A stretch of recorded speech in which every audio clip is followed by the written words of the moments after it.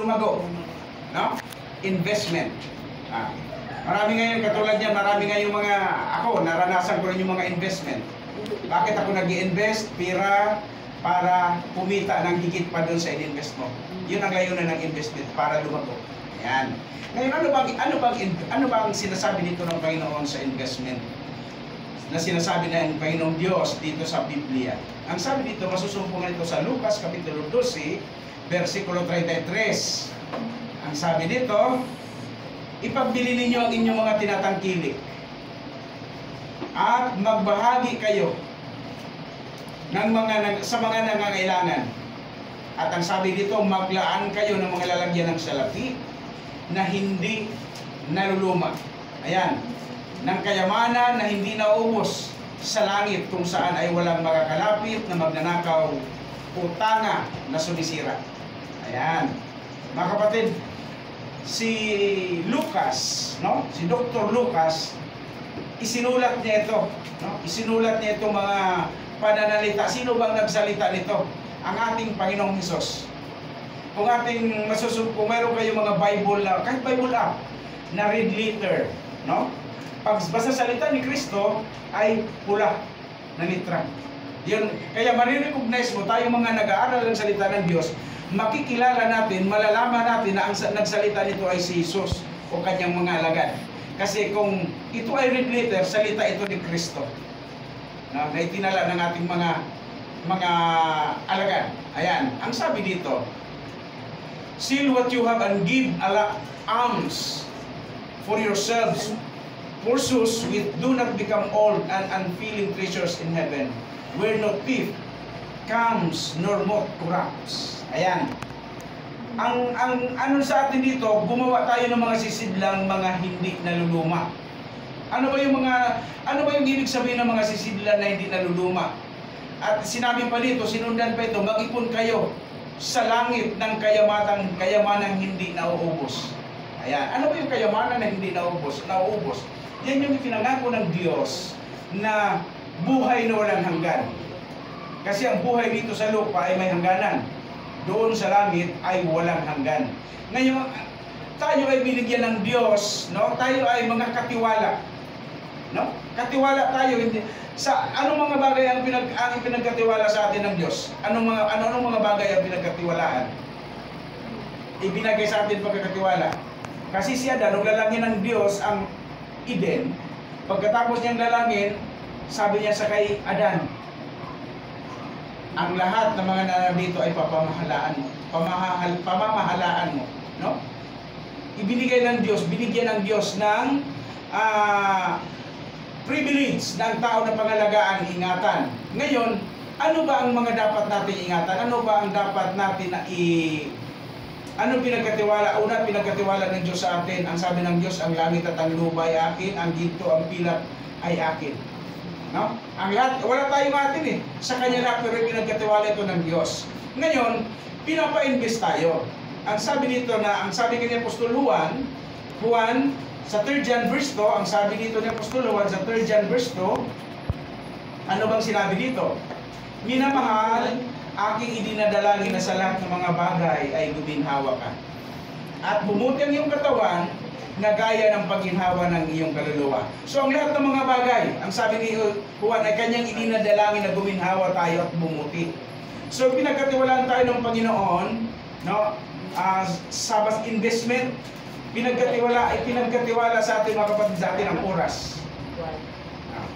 Bakit napakalaga ang oras? Kasi magbigay tayo ng oras sa Panginoon. Hindi lang lahat atin. Kaya nga, pero kung ating babalansinin talaga, ating pag-isipang mabuti, ang ibinigay ng Diyos para sa atin ay sobra 6 na araw. Isa lang yung Kanya. Di ba? 6 na araw, hanggang ika-6 na araw, ibinigay sa atin para magtrabaho para sa atin, sarili sa kabubuhay natin. Ngunit ang sabi ng Diyos, ika-7 araw, ay Sabat sa Panginoon mong Diyos. Sa araw na yan, huwag kang gumawa. Ano mang gawa. Kaya tayo mga kapatid, nandito, no? Ngayon, bakit tayo nandito? Kasi tayo ay nag-invest, no? Tayo ay nag-invest ng bakit tayo nandito? Para mag-invest tayo ng buhay. na walang hanggan. Yan yung sinabi dito na mga sisidlang hindi naluluma. No? Mag-invest tayo ng salapi. Ang sabi dito sa Lucas 12:33, ang sabi dito, mag-ipon kayo sa langit ng mga kayamanang hindi naubos, na do'y walang magnanakaw. Wala na talaga magnanakaw doon sa langit. Dito mga kapatid, maraming magnanakaw. Kaya kayong iba nakadeposito sa bangko, kaso ang problema ang bangko, minsan may mga issue sa bangko na nawawala ang pira, nawala namang nag-withdraw. Pero mo, nasa bangko na. Pag nasa bahay ka, maraming magnanakaw ang umaakyat. Maraming magnanakaw para nakawin ang iyong kayamanan. Pero ang sabi ng Diyos, huwag kayo mag-ipon ng kayamanan dito sa lupa, kundi doon sa langit. Ano bang mga kayamanan doon sa langit na dapat pag-ipunan natin? Dito sa lupa, pinagsisikapan natin magkaroon tayo ng pira, magkaroon tayo ng mga ginto, mga ano bang kayamanan? Pero lahat yan ay may hangganan. Yan ang sabi ng Apostol, sabi ni King Solomon, yan ay walang kabuluhan sa ilalim ng araw. Ngayon, pinapa-invest tayo sa ating kinabukasan, yung buhay na walang hanggan. Kaya nga sabi ni Jesus, nung makipagtagpo siya doon sa babae, doon sa balon, no? Balon niya ako sa Maria. Ang sabi ni Jesus, pahingi ako ng tubig na aking maiinom. Ha? Pahingi ako ng tubig na maiinom. Sabi ng babae, paanong mangyayari na ikaw ay isang Hudyo na humingi ka ng babae sa isang Samaritana? At saka, sabi ni Jesus, kung nalalaman mo lamang na mayroon akong tubig na ibibigay sa iyo, at kung ikaw ay makainom ka dito, ay hindi ka na mauuhaw kailanman. Sabi naman ng babae, saan ba ito kukuha ng pansalok? Ay wala man siyang pansalok. No? Wala siyang pansalok. Ang ibig sabihin ni Jesus, doon sa sinabi niya, kung nalalaman mo lamang na ako'y pag nainom, ako'y may tubig, no? Ako'y may tubig na kung makainom ka, ay ito ay hindi ka na mauuhaw kailanman. Yan mga kapatid, ang ibig sabihin ni Jesus ay ang mga salita ng Diyos. Yan yung tubig na yan, yung salita ng Diyos, at ang tubig na yan ay tumutukoy sa kay Jesus na siya yung bukal ng buhay. Yan. Ngayon, yung tubig na yan yung salita ng Diyos na ating i-invest sa ating sarili. Salita ng Diyos, mag-invest tayo sa pamagitan ng pagbabasa ng mga banal na kasulatan. Diyan tayo mag-invest. Bakit? Ano bang ating mapapakinabang dyan? Titibay ang ating pananampalataya. Hindi tayo madadala sa iba-ibang mapanlinlang at nagliligaw ng mga aral. Titibay tayo. Kaya mag-invest tayo. Yan yung mga kayamanan ang sinabi ng Diyos dito na mga lalagyang hindi nasisira. At yung in-invest natin sa mga salita ng Diyos, walang magnanakaw na makapupunta, pumapasok, magnakaw at pumuksa. No? Tayo ay lalago, titibay sa ating pananampalataya, at lalo tayong manghahawak sa salita ng Diyos kasi may pangako. Anong sabi ng Diyos? Panghawak, Apokalipsis, no? Apokalipsis Kapitulo 3, versikulo 11, panghawakan mong matibay. Panghawakan nating matibay. Bakit? Upang huwag kunin ninuman ang inyong putong. Kasi mayroong kumukuha, mayroong mga agaw. Mamaya sa ating lison, sino ba nakapag-aral ng lison natin? Nakapagbasa? Wala. Basahin natin mga kapatid. Kasi investment yan Nandyan tayo, titibay, mayroon tayong basahin natin. Gabi-gabi, di ba? Gabi-gabi, maglaan tayo ng kahit kalahating oras, magbasa dyan sa lison natin araw, di ba? Naka na yan, Sabado ng gabi, meron, Linggo ng gabi, Lunes, Martes hanggang Biyernes yan. Mag-invest tayo dyan. No?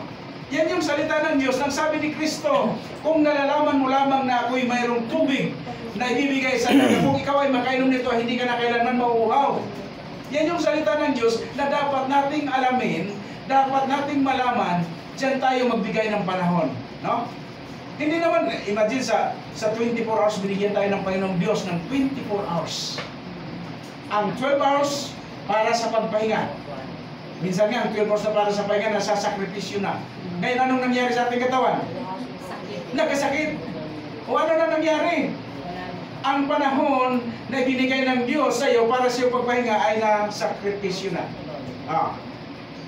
Ngayon ang ating trabaho mula maga hanggang maghapon, mula sa pagsikat ng araw, kasi paglubog trabaho tayo. Pero ang hiningi ng Diyos, mag-invest tayo ng kanyang mga salita. Ayan, ang salita niya, yan mga kapatid na kailangan mag-invest, hindi lamang sa pagsimba rito, kundi sa pag-aaral natin araw-araw. Magbasa tayo ng Biblia. Sinasabi nila, bakit ang mga Seventh-day Adventist, pagdating sa Biblia, ay hindi mo matatawaran? Bakit? Mga Seventh-day Adventist, anong sikreto? Ayan, mura yung quarterly so natin. Nagbabasa tayo. Hindi ko lang alam kung mayroon kayong devotional. Wala pa kayong devotional, anong sa madaling araw? Sa maga? Kasi ang sabi ng Biblia, ang sabi sa Deuteronomio 6, Deuteronomio 6, 7, 8, sinabi doon, ituro ko sa iyong mga anak kapag ikaw ay nauupo, kapag ikaw ay lumakad sa daan, kapag ikaw ay nahihiga, at kapag ikaw ay bumabangon. Yan yung kapag nahihiga, yan yung ating quarter lesson. Yan. Sa gabi bago matulog. At yung devotional naman, pagbangon. O kung wala man kayong devotional, magbasa ng salita ng Diyos, isang talata lamang. No? Yan yung pagpapatibay sa ating pananampalataya. Gano'n man lang yung, sabihin natin, 25 minutes ka sa gabi, magbasa ng lesson. Sa umaga, 15 minutes o 20 minutes, magbasa ka ng isang talata sa Biblia. Ang napakaganda mga kapatid kung ating itong pagsikapan, kaya nga sinabi ang misis ni Brother Ulysses kagabi, pagsikapan natin, no? Ang salita ng Diyos, pag-aralan natin diligently. Hanggat maaari mga kapatid, may memorize natin. Sino dito na memorize mayroon ng talata sa Biblia na 5 talata na nami-memorize?